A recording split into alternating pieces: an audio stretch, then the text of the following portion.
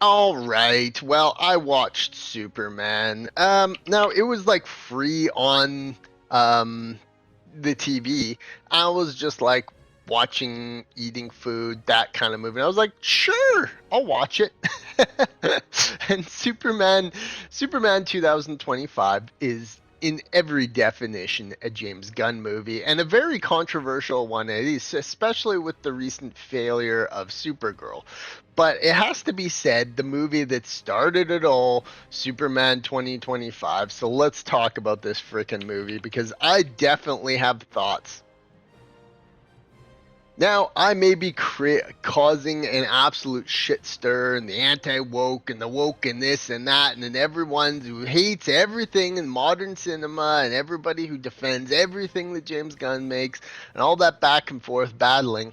But I actually did not mind this movie. In fact, I would say it's a pretty decent movie. I really, realistically speaking, did not mind 2025 Superman. It's okay. It's good. It passes. It's a superhero popcorn flick that works. And there's so much of James Gunn's DNA in this thing. But at the same time, some other parts of it truly shine. And honestly, they're not even that bad. So, in the days of hating everything online and loving everything online, and this group versus that group, and the anti-wokes for the woke, and the woke and this and that, and everybody hating everything James Gunn does, it's not that bad of a movie. And honestly, if you look at it just from an outside perspective, it's good. Now, the movie could have never gotten this way without one particular aspect of it, and that is David Corenswet. David Corenswet is kind of a surprise, awesome thing. Everybody's going to compare him to Henry Cavill, and I am the biggest Henry Cavill fanboy there is. And I think that Cavill is a truly epic person, but David Cornsweet has big shoes to fill. He's being thrust into a movie that nobody really wanted. He's being put in with James Gunn hollering at him every 25 seconds. Everybody's anti-woke after him.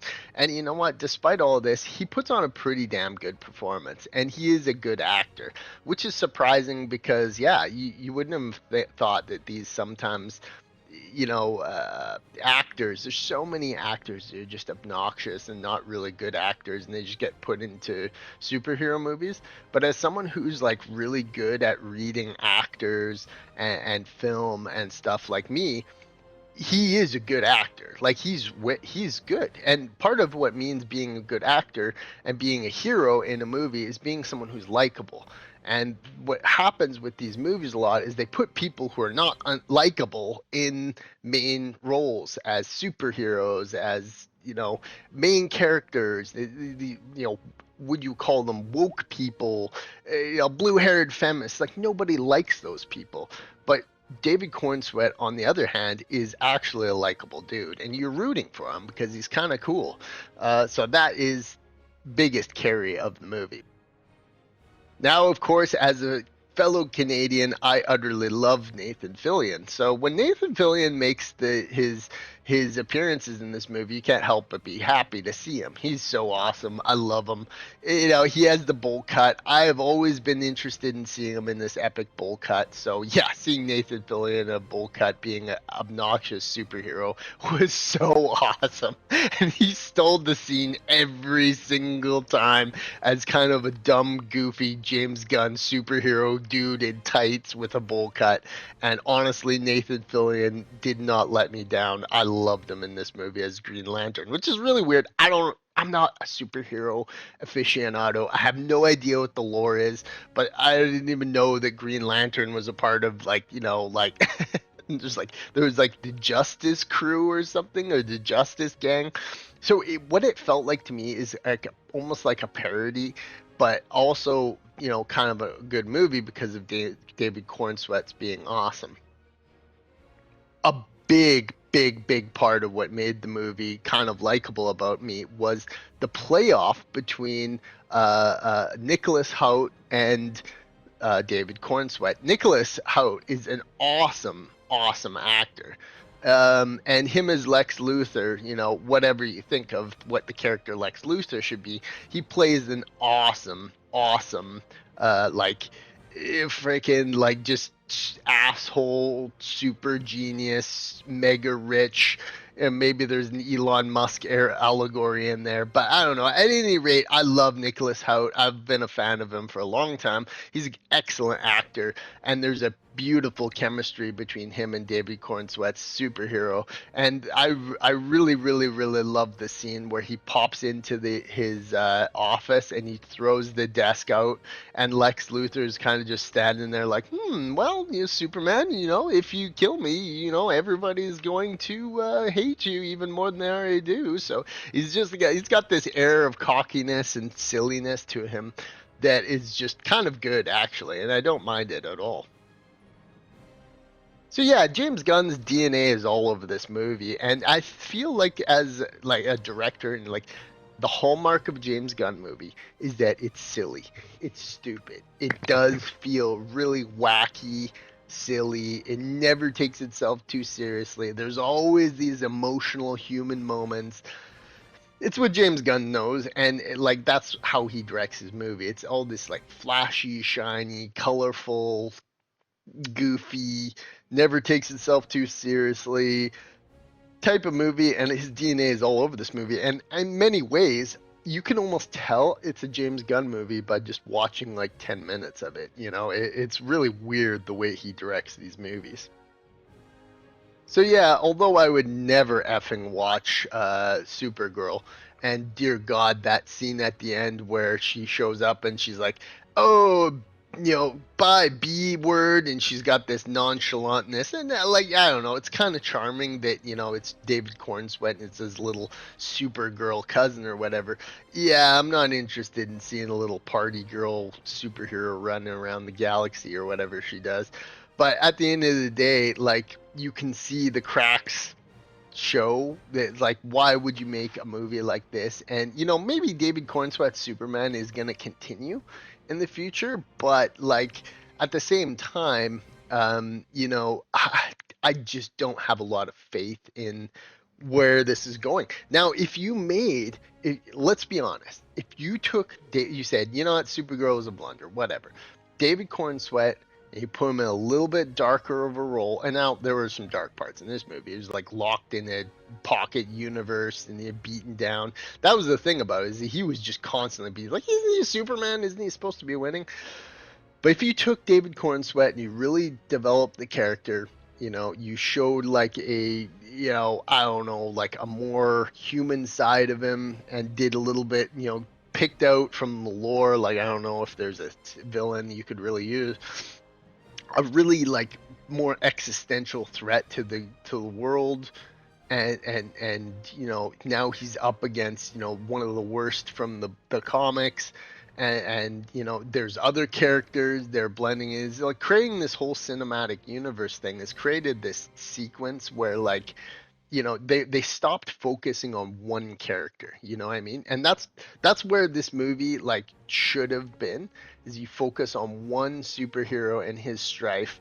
And I can tell what James Gunn's gonna probably do with this is he's gonna try to make this big. Now you got Supergirl, the Justice Crew, and like they'll make a spin-off movie of a different one. And like I kind of like sometimes when superhero movies just like focus on just one character.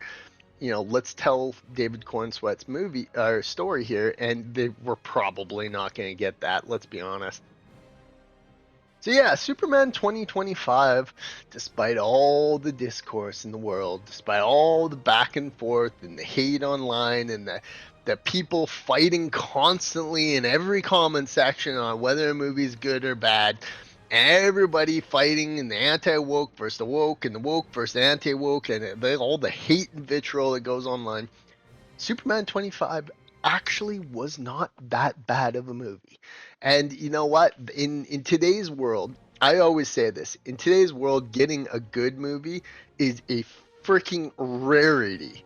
But getting a good, decent superhero movie that's kind of touching, and there's likable characters, and there's pretty vistas, and neat little nuances, is a absolute rarity, and this is like finding a needle in the haystack of these types of movies, especially because James Gunn's DNA is on this thing. It's just like I was kind of flabbergasted. I didn't mind the movie at all. I probably wouldn't watch it again, but David Corenswet is a good actor, and I'm looking forward to seeing what other kinds of roles he did. He would be good in a. He would be really good in like a crime drama. I think. He has that intensity to his presence of being just kind of this big, tall, chiseled dude who, trying to actually be like the best version of himself and trying to just live a happy life. And like he has that ambience. So I think that you could put him into a like, I don't know, a movie where he's like, a detective or a good cop or something in a crime drama, and he would be pretty good as that, I think.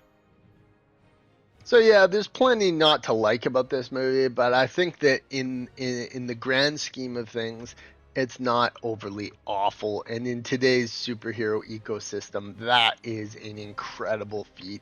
And I was flabbergasted at saying, you know what, this wasn't that bad. And I think it has to be said when the dust settled with all these series and Supergirl utterly failing miserably, it has to be said that this is actually not that bad of a movie. And looking back on movies sometimes is the best way of doing it. Because if I would have seen this thing in the theaters, you get caught up on all the drama and going in with certain expectations. And I would bet that there were plenty of people that went in to see this movie in theaters, just kind of telling themselves that it wasn't going to be good. And in the end of the day, it's hard to admit that this wasn't that bad of a film. So, I mean, if you went in trying to tell yourself that this was awful, terrible, the worst movie ever made, like, oh, it's terribly woke and horrible and all this other stuff, you'd probably have a lot of coping to do because obviously it wasn't as bad as it could be, and it isn't that bad of a movie. So I mean, it's got to be said that you have to sometimes admit to ourselves that these things are just okay. And a good movie is rare, but a superhero decent movie in 2026 or 2025 when this came out, but modern times is freaking needle in the haystack territory. So Superman 25, not bad.